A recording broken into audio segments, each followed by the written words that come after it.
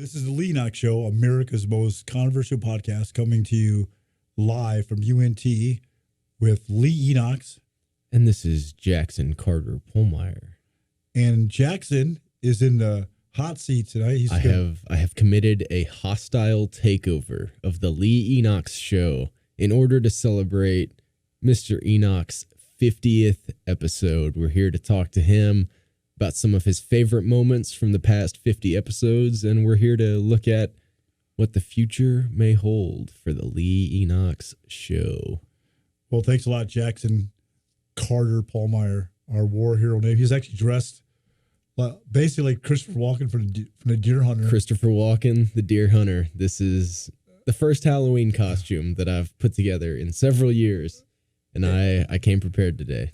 You know, I thought it looked like Platoon, the movie Platoon, but maybe I'm thinking about that. The Deer Hunter. That's a pretty severe movie where it's serious business, and it kind of connects into what I would like to talk about later in the episode if we get time. It's a movie that has a lot to do with masculinity, and so if we get the opportunity to talk about it, I'd love to share what I've got to say. Well, before we get into my favorite episodes, and thank you for asking, 50 episodes is a lot. Absolutely. A lot of people don't know how much you put into that. Inviting guests, preparing, writing a little script out, at least in your mind. I remember when I first started, first of all, when I came to UNT, I said to myself, I'm not going to get involved in anything here.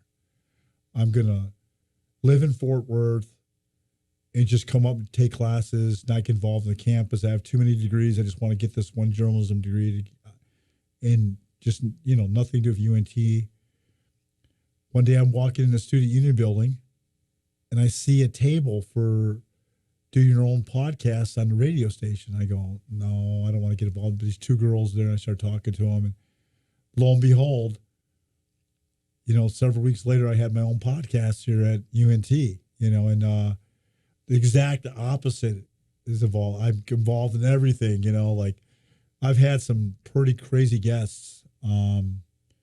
Like Steven from the Young Conservatives of Texas came in here one time, and he was the guy responsible for inviting that anti-transgender speaker. And that whole event caused such chaos, such pain on campus. I tried my very best before that Jeff Younger guy came on campus to try to, not that I want to suppress freedom of speech, but because it's kind of the opposite. You want to promote freedom of speech despite what they may be saying, That's it. Well, I just want a free exchange of ideas. Mm-hmm.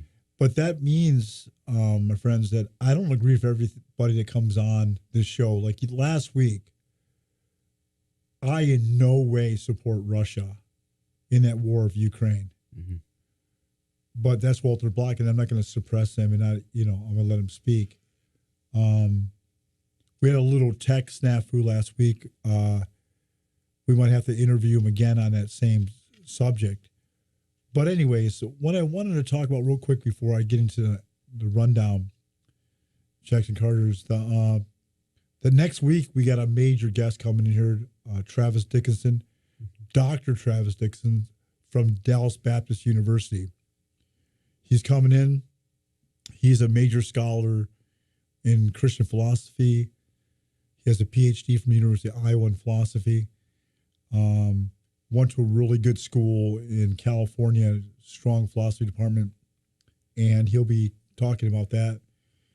And so he's actually going to come into the studio, so it's going to be a blessing. And if you got any questions about the existence of God, you have some. I know you talked about you had some kind of Christian exposure, but you kind of moved away from that. Anything regarding faith or Christianity that you have problems with or whatever it may be, next week is the week that we're going to get into all that. Brock's not here today. It's Halloween. I'm not sure if he's out, doing something. But one thing we want to talk about sports real quick is the World Series. World Series. Tell me what's going on. From what I understand, the Texas Rangers are up 3-1 in the World Series. Is it really 3 games to 1 already? Yeah. Holy cow. That's Goes impressive. Fast, man. There's a band, the Steve Miller Band, said time keeps on slipping into the future. But anyways, we want to invite Dr. Travis Dickinson next week on the show. Man, a big thing in the news for us is the temperature dropped significantly. Now, a lot of people don't know this, but I'm taking 4 classes, besides working, besides podcasting, and doing things here on campus for UNT. I'm taking 4 classes at 3 different schools, trying to earn 2 master's degrees. I'm actually taking 1 class, a research methodology class at TW. There's a program called, I forgot what the whole thing was, but there's UNT students can take classes at TW, and TWU students. I'll be honest, there's a lot of things about TW that are better than UNT. Their library, they're a lot better at their research, like the help that they provide at TW. I've got to be honest. UNT, I'm not so much. It had research librarians aren't as helpful. I've just got to admit that, you know. But TW's on it, man. This lady did all this research on my books and sent me all this stuff and emailing me. It's pretty, you know. So anyways, but I'm taking a class at Reformed Episcopal Seminary. A lot of people know I have an interest in theology. I don't make that the driving part or driving point of this podcast to talk about theology or whatever, but I have a tremendous interest in it, and I had a paper due. And basically, I typed 25 pages in 2 days, and I didn't know the temperature dropped. Here I am in my apartment in my shorts and T-shirt, and the temperature dropped like 40 degrees. I think I caught a cold, so cold. My voice is a little bit out tonight. I'll go as far as I can go, and then my voice is out. But Jackson Carter, you know, regarding my most favorite episodes, so 50 episodes. So there was breaks that we took. You know, we took the summer off. Mm-hmm. We took Christmas off. So basically, we've done 50 episodes in the course of about 4 semesters, 3 or 4 semesters. Yeah, because you usually, like at a certain point at the end of November, we'll stop and because it's finals time and let you guys get on your work, and me too. But 50 episodes, we had to produce them. I think I really did 60 or 70 episodes, but some of them didn't get a chance to get published. It's a long story. We're in between podcast directors at some point, and they're like in an archive somewhere. So I've probably done really close to 70 episodes, but in these couple of years. But the 50 that have been online have been amazing. We've had Walter Block about 4 or 5 times. Now, like I say, I don't agree with Walter Block, but true to his whole background, the guy's purely libertarian. If you listen to his arguments, they're very consistent. Free enterprise system, least amount of government regulation. You know, I wanted him to be able to kind of like if I'm Darth Vader, he's the emperor, right? Like the kind of emperor behind the scenes, kind of giving me a lot of counsel. We've had Dr. Ben Warner from the University of Missouri come on, and he's an expert on decreasing political polarization in America through narrative writing. He came on, that was great. We had Matthew Bowman come on from Claremont Graduate University. He is a leading scholar in the United States, if not the world, on Mormonism, because he's the Mormon Studies Director at Claremont Graduate University, and it's an endowed chair. So he came on freely. At the same time, also an interesting episode because we had Pastor Marianne Brown Trigg, who is the most progressive pastor probably in the Denton area, She's the head of the Denton Wesley Foundation here on campus. Very progressive Methodist campus ministry here. At the same time, we had Matthew Bowman on. And like I said, we had Stephen. His last name slips my mind right now, but Stephen from the Young Conservative from Texas came on. That was probably our most controversial show. Some people have thought that my show is too conservative. So last year, she couldn't be on this year because her class is at the same time. But Allison Renfro, very progressive feminist girl, co-hosted the show with me because I wanted to do that. Now, people realize not everybody agrees with me. I never asked you anything. I just said, you have interest in podcasting? And I let people with like different views. Would you say that's true? I never censored you in any way. Absolutely. Yeah. Just let people, Mm-hmm. And my pastor came on a couple weeks ago, remember? Brent Christian, believe it or not, he came on. That was a great episode. I got a lot of feedback from that. People liked it a lot. I enjoyed that episode, yeah. A lot of people don't like the sports. They think we talk too long about sports, but you know what? I think it's great. It's the only part of the week where I get to hear about what's going on in the world of sports. So me personally, I appreciate learning about what's happening. We had our very own Dan come on the show here. Dan's the station director. Without Dan, I couldn't even do this podcast. He asked me one time 2 years ago or something when we first started this, why would I let you do a podcast? And after 2 hours, they go, yeah, you got a podcast. I went in and I convinced them.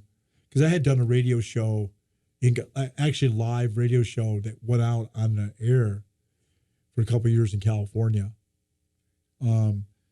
So I have got the bug doing that.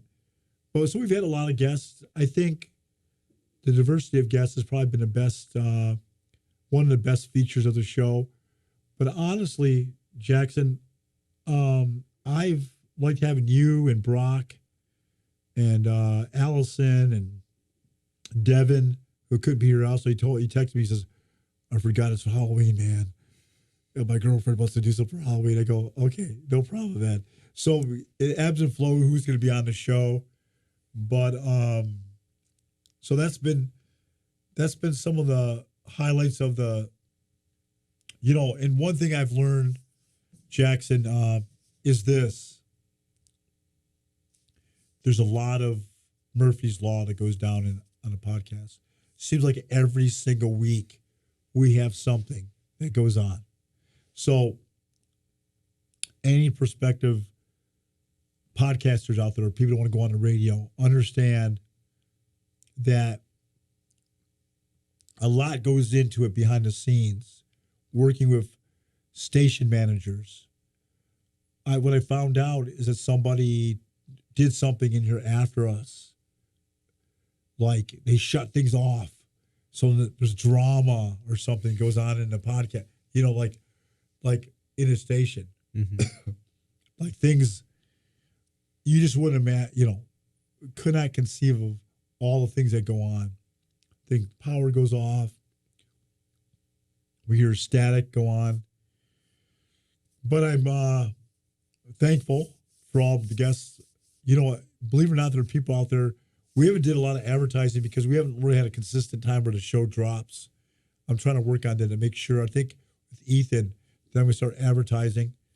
And then I want to give a shout out to my sister, my most faithful listener. And obviously, my sister listens every week. Love her, proud of her. She started her own business right out of college. And it's a pretty lucrative business.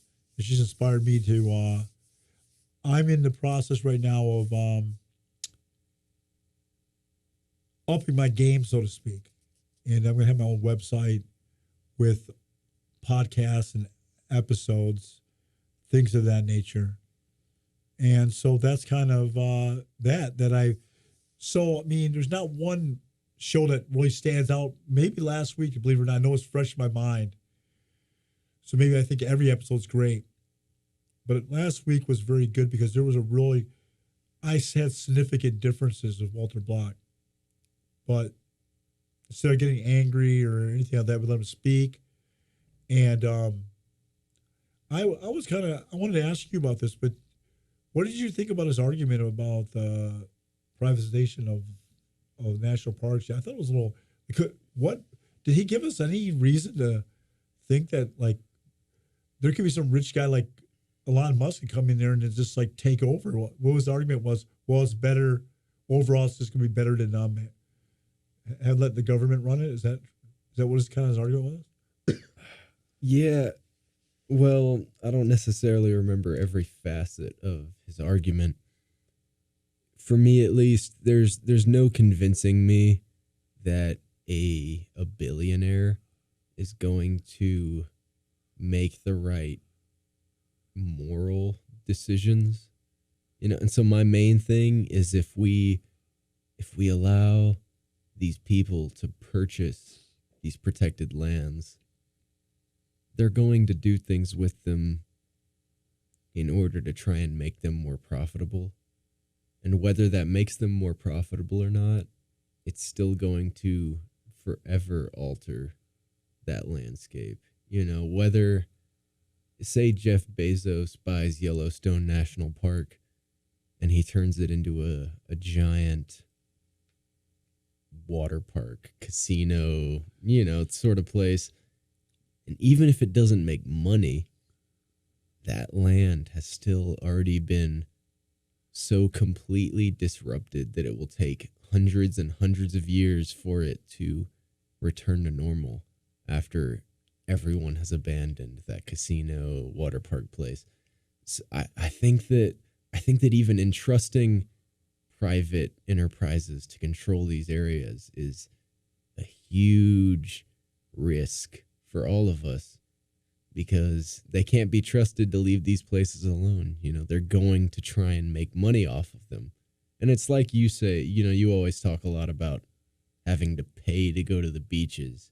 If we allow people to buy up beaches. If they'll even let us go on their private beach. Exactly. And I think you have a very realistic idea of what that would look like. There's going to be boats out in the water with ads on them. There's just going to be too much going on. It's not going to be a natural experience. It's not going to be the same rejuvenating, kind of like refreshing experience. It's going to be like going to an amusement park, where you're waiting in line the whole time. I mean, there is something about the capitalist system that sort of inherently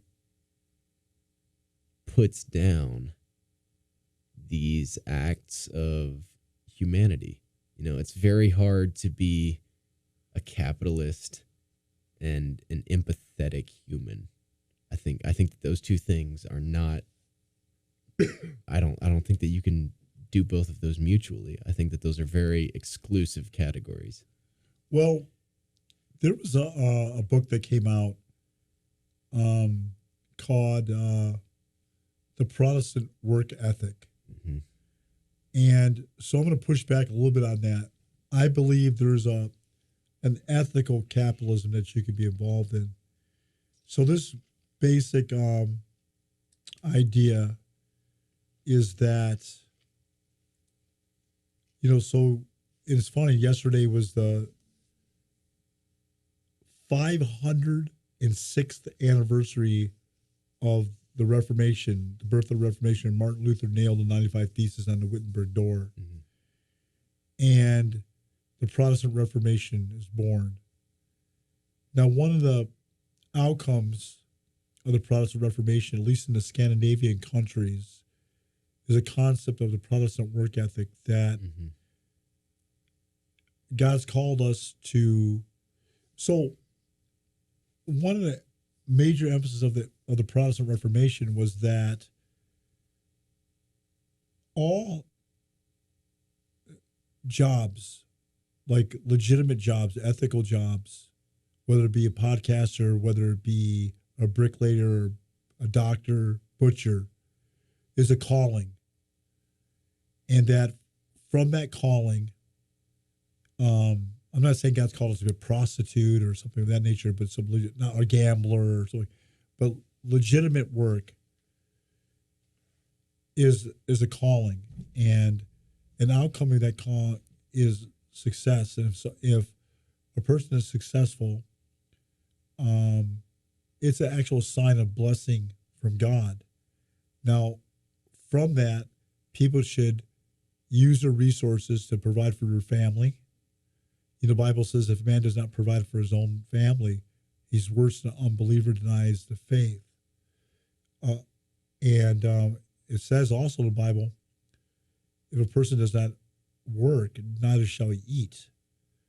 And that basically prosperity or even the economic satisfaction is an extension of the Protestant work ethic and a calling of God. But from those resources, we're not to just, it says in the Bible that those who are wealthy should share all the proceeds. Mm-hmm. There was no forced communal sharing, collectivization. There was no forced collectivization like a socialistic collectivization. For example, in the book of Acts, chapter 5, it talks about how in the early church, by necessity, because the early Christians were converts from Judaism, there was severe persecution. So everybody that had everything in common, and they shared their resources, that there would be no one that lacked food or the basic necessities of life. But there was a couple there that tried to tell everybody that they were giving out their proceeds, but actually they were keeping back part. And that was Ananias and Sapphira, and they died because not because they didn't give everything, but they said they gave everything. Yeah. That was in Acts 5.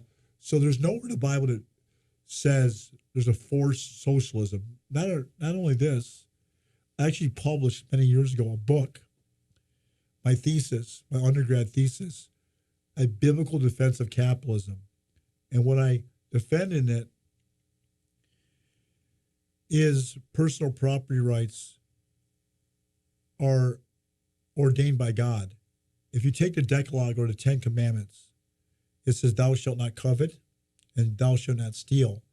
If everything was community property, I couldn't covet it because it's mine anyways, because it's all of ours. Yeah.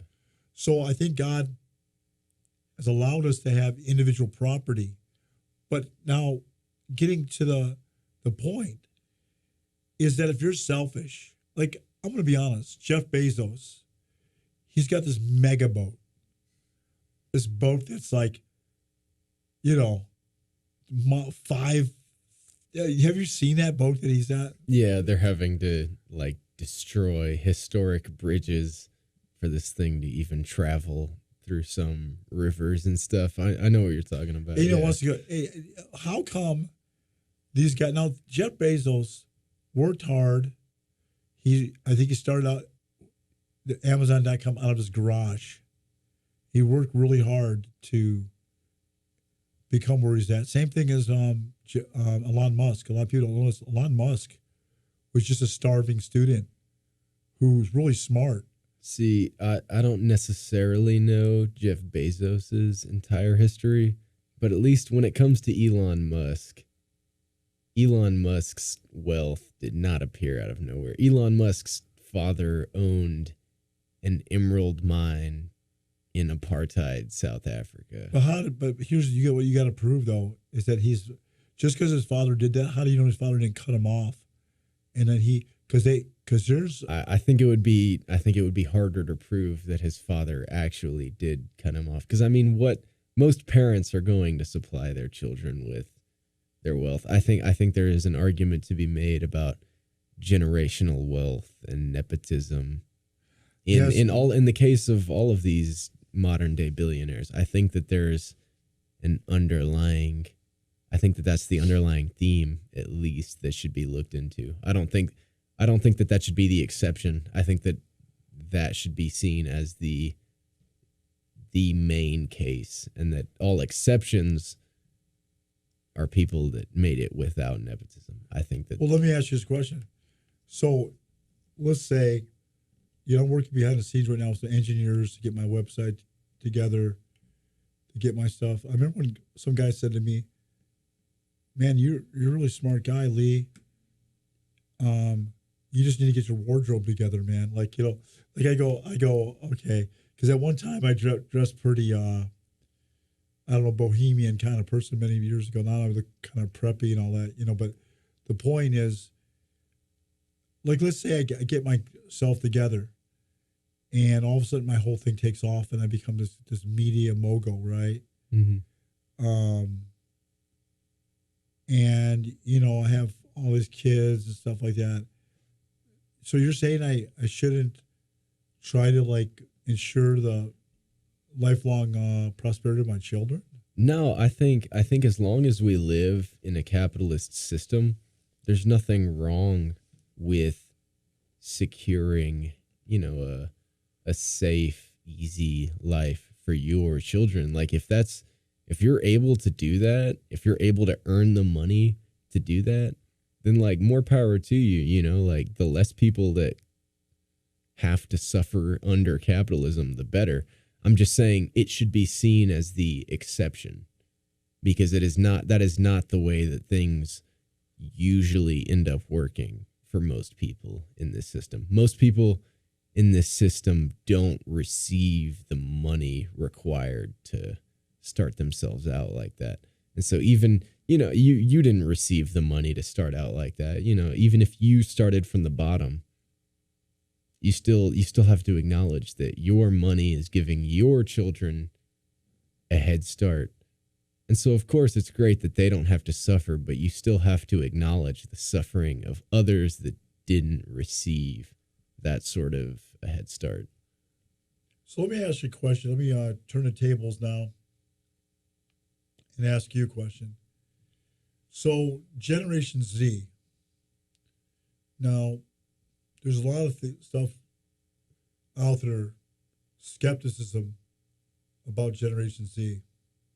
Now, I've never seen a generation that's more technologically advanced than Generation Z.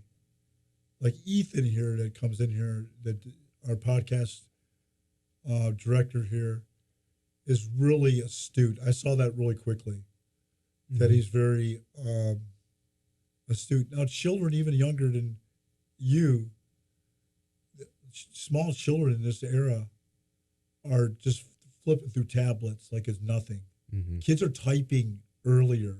They don't even teach them typing classes, but because they're on devices like Chromebooks and tablets and phones and stuff in cars where they have a screen, really advanced when it comes to technology.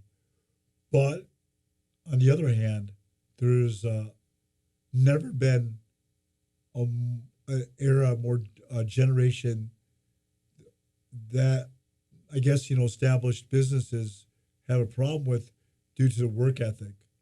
There's a lack of work ethic. Maybe it's because it's a different kind of work than what this generation wants to do. Okay, but there's a struggle. I'll give you a perfect example. So there's a bookstore in town, and I won't mention it by name, not to get anybody in trouble, but basically it's a lot better than whatever UNT's got. I don't know, what is that thing called, Barnes and Noble? Yeah. So I go over there and I rent my books or buy my books at this bookstore that's in town. So if you're at UNT, you pretty much know what I'm already talking about. We won't mention the name. So I go over to my first semester, go in there. I know I'm an older guy. I need to get a book. So I go there, and I know for certain, now it may seem like I'm the Ancient of Days, and, there's a time before time that, some people look at, I probably lived before running water and stuff like whatnot. But I knew how to read a website. It said that there's a hard copy. I purchased a hard copy book. I go into the store. The girl, this probably 20-year-old girl, she doesn't even look up at me to acknowledge me. She says, "Sir, you've actually ordered an ebook, and There's no hard copy. I go, ma'am, I'm so sorry. No, I did a hard copy book. No, sir, you did not. Very distinct. Now, not one time does she actually look at me. She doesn't really look at me. Okay. And then I go home, and then a manager calls me. He says, I listened to that whole conversation. I looked into your case, and actually you were right. You did, and it's here. We got a hard copy. Can you come back now? And it took me a half hour from where I was at. Mm-hmm. I said, no. I'm from the old school. You know what? You are going to come and give this to me. He did. He came over and he talked to me and he said, you don't know how hard it is in hiring Generation Z people. They don't operate on the same plane as you do. The work ethic is different. The way they treat customers is different. You're from the era customers are always right. Give you another thing. So I'm gonna mention. I'm gonna call out Walmart right now. I don't care if they come after me. I'm calling Walmart. So the other day I order about $60 worth of stuff. Now this is not a Generation Z thing. This is just bad service. Mm-hmm. I call Walmart. Oh no, I order it online. At first they're 2 hours late with my the things are supposed to deliver to my house. Mm-hmm. And it never comes to me. But not only that, they said it's been delivered to your house, and they send me a picture, but it's not my house. It's not my door. They delivered it. Somebody got free groceries. Just a complete, and there's no way to get a hold of it. I can't get a hold of the manager. Nobody. Now, what if I had special medicine, penicillin I needed? Doesn't matter. I look at my phone. I guess they were trying to contact me, but it was in Spanish. They try to get a hold of me in Spanish, like assuming that I speak Spanish. What it's like. So I found out that Walmart uses a second party delivery company to deliver their stuff. But the problem is it's routinely wrong in the houses that they're delivering it to. So there's been a breakdown, not only culturally, but just services, just customer service. And this is across the board. This is not an uncommon thing. I'm just on an old man rant here. No, I think this is completely valid. There's customer service has been a decline. But not only that, I would just say this, just there was like an era where we lived in a polite society. We may not agree with somebody, may not even like somebody, but the viciousness, the personal viciousness didn't really spill out into just general culture. Now it's all bets are off, and there's just people will run you over now. Jackson Carter, they'll just yeah. For me, at least, if you'll let me, I feel like these are two separate issues that they have two very distinct causes. As far as the customer service issue goes, for me, I feel like that is the result of a generation of people looking at their parents and going, y'all have been picturesque capitalist producers your whole life. You have worked your whole life, and yet nothing has come of it. You're still living the same life you were living 30 years ago. You're still earning essentially the same, you still have the same spending power as you had 30 years ago, like before I was even born. You've been doing this job. I'm only 20 years old. You've been doing this job since I was born, and nothing has come of it. So if that's the case, if you can work that hard for that long and never excel, never be worth more, then why should I put in that same amount of work? The generation of kids that are entering the workforce now, Gen Z, they have seen their parents sacrifice everything in order to work these meaningless, life draining, soul sucking jobs. Like they saw their parents, or better yet, they didn't see their parents. Like, oh, my mom was always working. I never saw her. And she still didn't earn any benefits from it. And they don't want to live like that. But then she put a roof over your head though, right? Maybe she did, but if that was it, if it's just a roof, an empty home, and it hardly matters what they provide for you if your parents aren't there. Because really, when it comes down to like raising a child, it doesn't matter what you provide. It matters like how you actually interact with that child. And this is getting into some real hardcore developmental psychology stuff.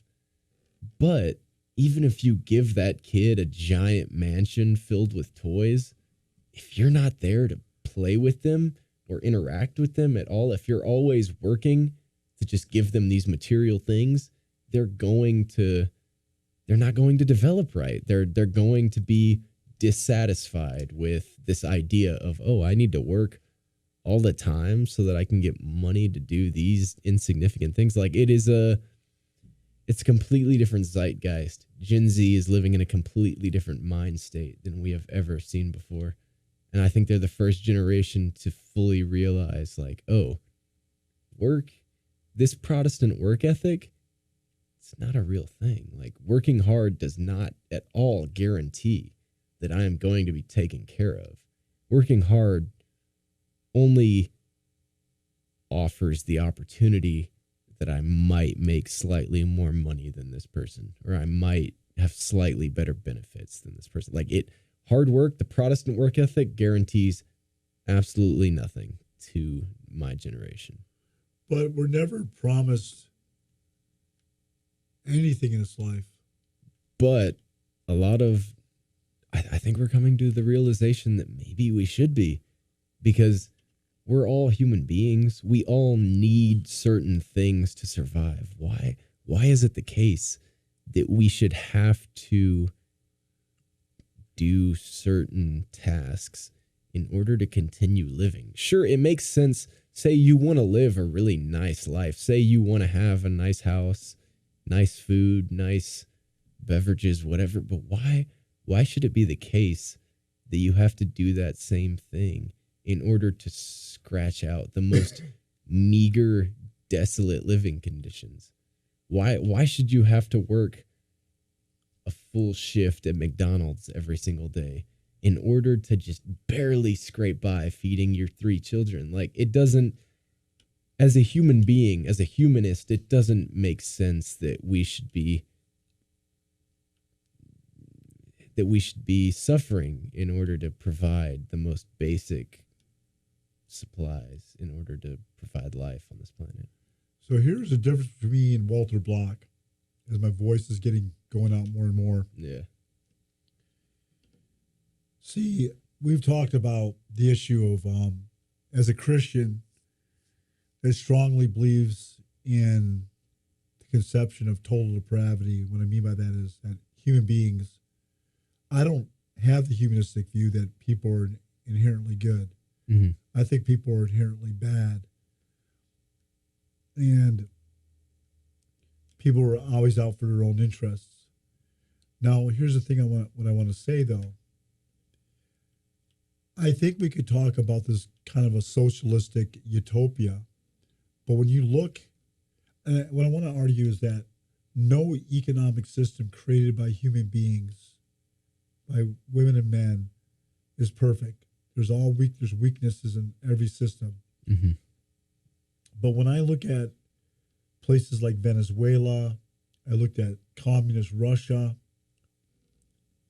right now in China, alleged socialistic or communistic countries, authoritarian regimes, where they repress the freedom of speech, repress any kind of dissent.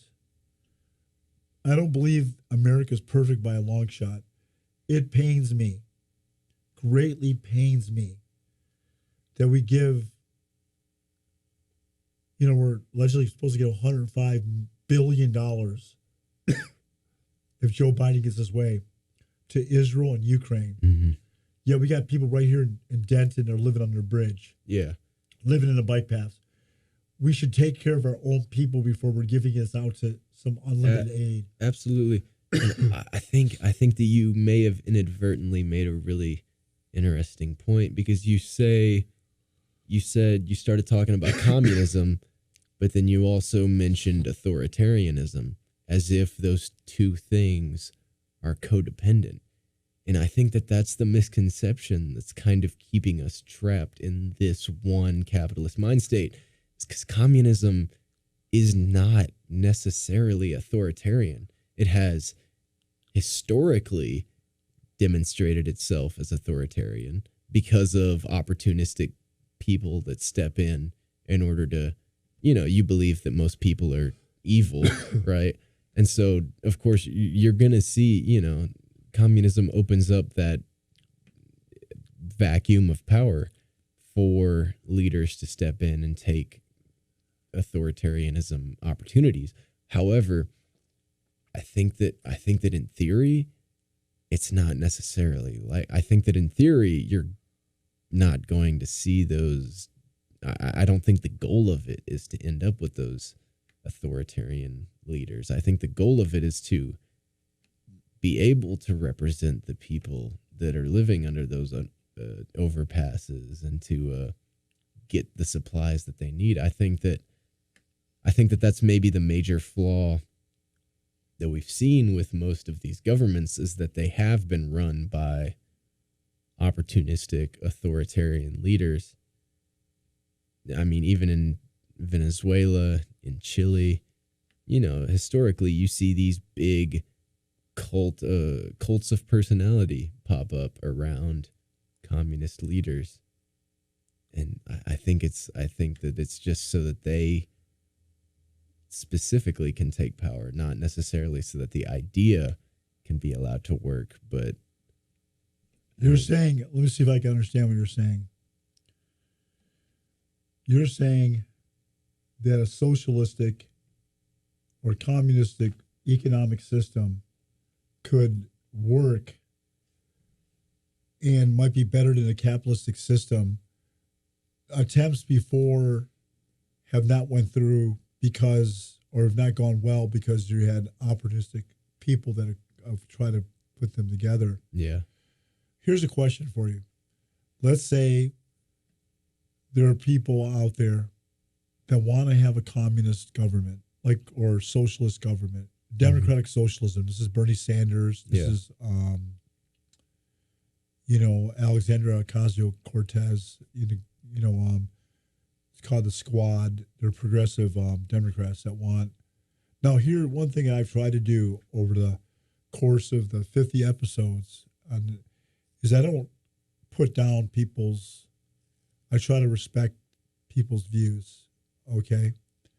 And people don't know that one of the most progressive groups on campus here at UNT, I'm very close with the leader. I don't agree with this leader, but I got there's a window of dialogue going on, okay?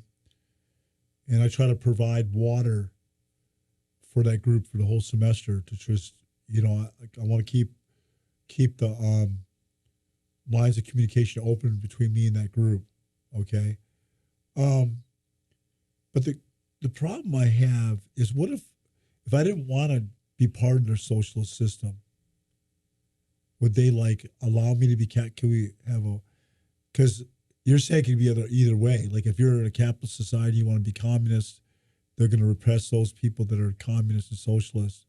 So it's either the people that, it's like they say that the people that write the history of something are the winners, right? Mm-hmm. So for me, despite capitalism's major problems, where we have starvation in our own country, and yet we're giving out billions of dollars to countries that don't even care, don't even thank us. Yeah.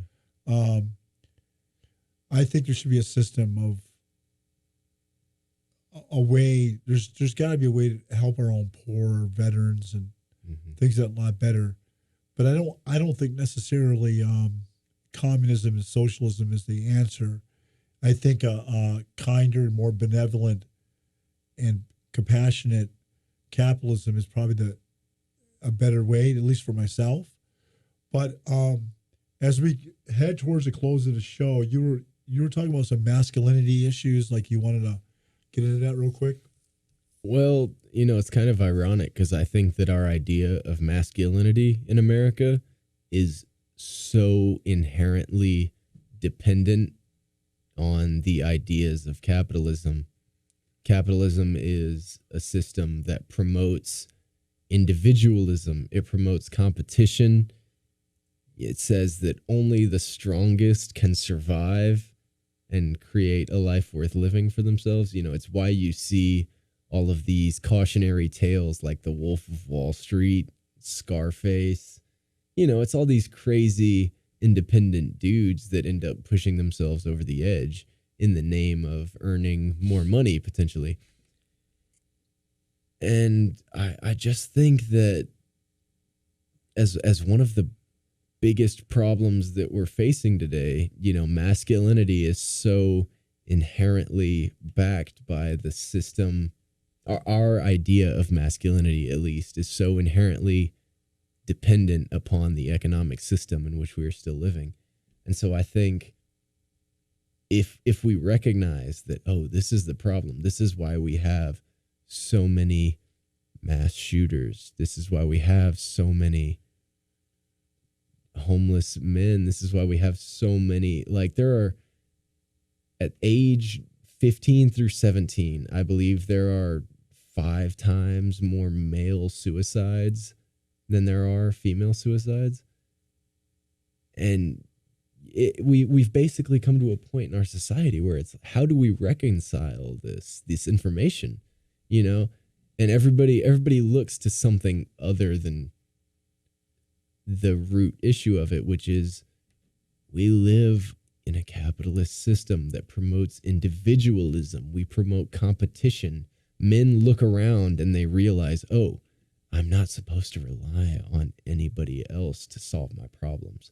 I'm supposed to be able to work hard and do it myself.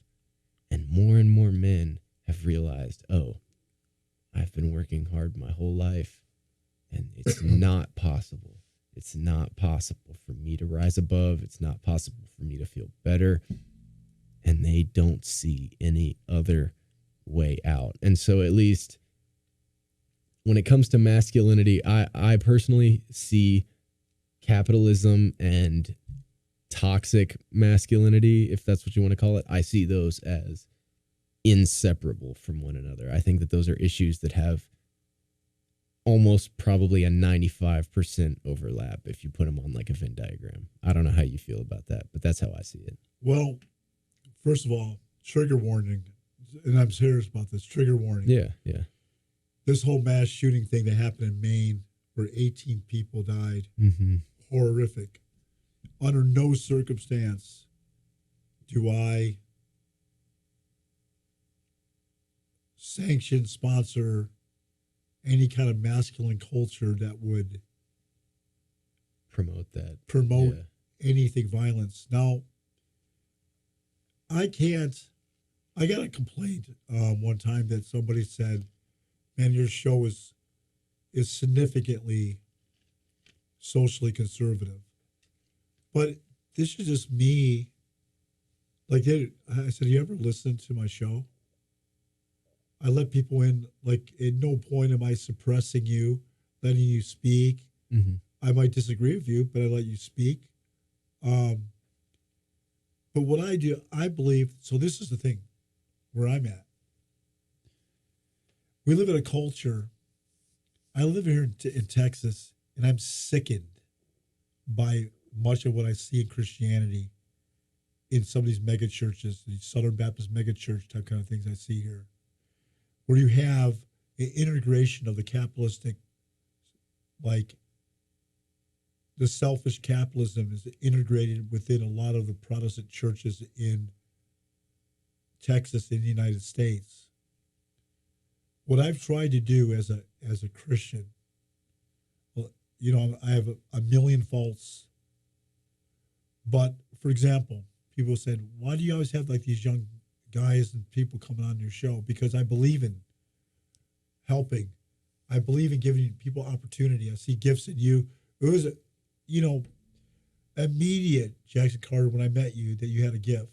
Immediate. You've been on a show, you're 20 years old, and you're hanging with a person that has debated. You don't even know this, but I was chairman of Debate Society. I've done all these formal academic debates in print, had op-eds appear in major newspapers. The whole entire the whole opinion page was mine. Yeah. And there's no drop off. I believe God's given you a gift at your age. What I want to say is this.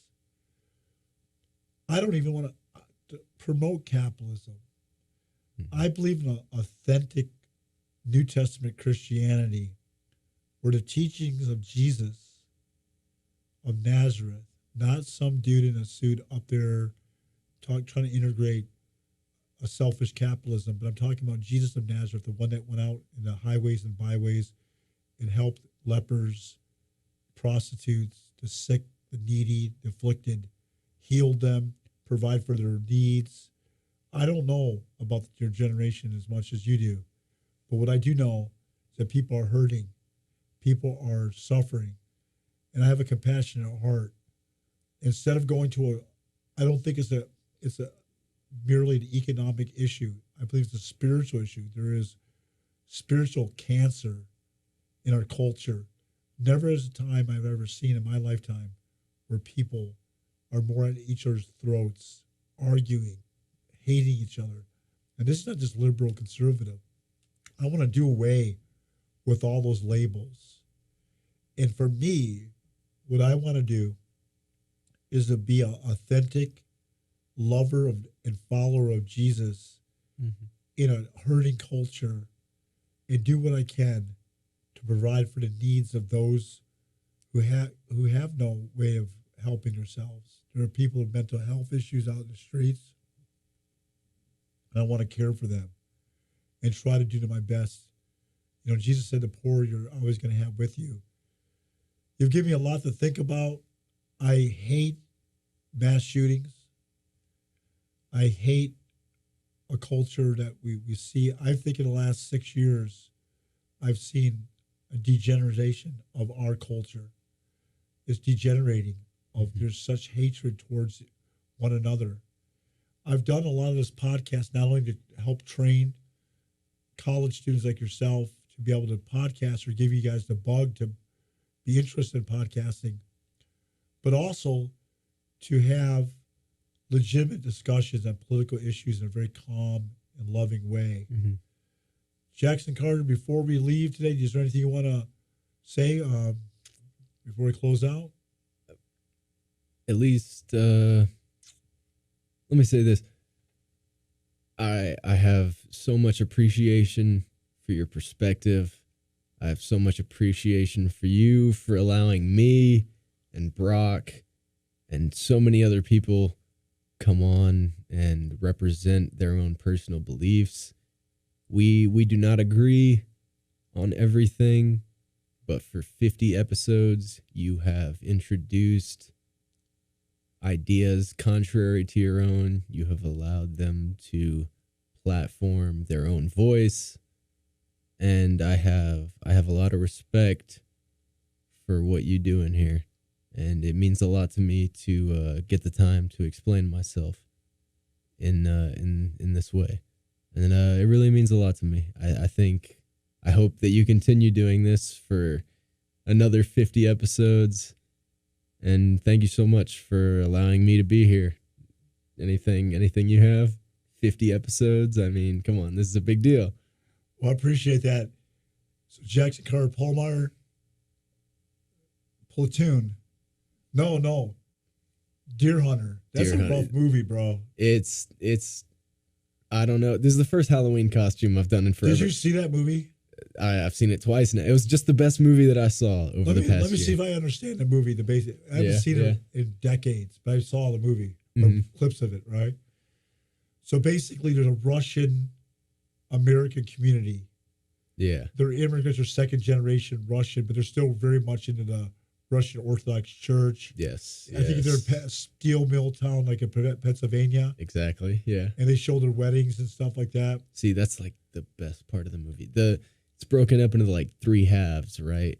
The first half is all of that background with the wedding and everything. And exactly, honestly, I hadn't put that much emphasis on the Russian background of this town, but you're totally right. That is a very big deal in the first third of this movie. The second part, they drafted in Vietnam. Exactly. It's Robert De Niro, Christopher Walken, and then one other guy. Yeah, but also, the guy from The Godfather, the guy that Fredo from The Godfather, John, something, but he died of cancer actually. Did he really? Yeah, but he in real life, he was a really famous. He was Fredo, in I thought I recognized him. He was Fredo. He's not one of them that goes to Vietnam, right? He's one of the ones that lives. No, all of them went to, at least 2 or 3 of them went to Vietnam. Three of them do, I think. The one committed, one did Russian roulette and died, right? See, Christopher Walken's character, they all end up, when they're in prison, they get captured by the Vietnamese. Viet Cong. The Viet Cong, and they end up having to play Russian roulette to like stay alive. And Christopher Walken's character becomes so, they all end up carrying a lot of trauma from this event. But he is not able to like progress forward in life, and he ends up staying behind. And in Vietnam? Yeah. Wow. Playing Russian roulette in these underground sort of gambling rings. And Robert De Niro goes back to try and save him. And so my costume is what Christopher Walken is wearing in the third act when Robert De Niro goes back to save him. It's just a great... that's probably what triggered. I knew the Vietnam War thing. You get a combination between a platoon. Well, and it's a really... That's kind of why I wanted to talk a little bit about masculinity, is because it's a really interesting look at... It's certainly not a 21st century depiction of what masculinity could be, but it is very abnormal for depictions of masculinity, especially in like 1970, 1980. It's a very, very distinct look at trauma, what it means to be a man, how men are supposed to deal with like this incredible type of pain. It's just a really interesting story. It's why I chose this costume. It's why I wanted to talk to you a little bit about that today. But, I love it. I think everybody should watch it at least once. It's on Netflix right now, so check it out. All right. Well, this has been Lee Enochs with my voice out.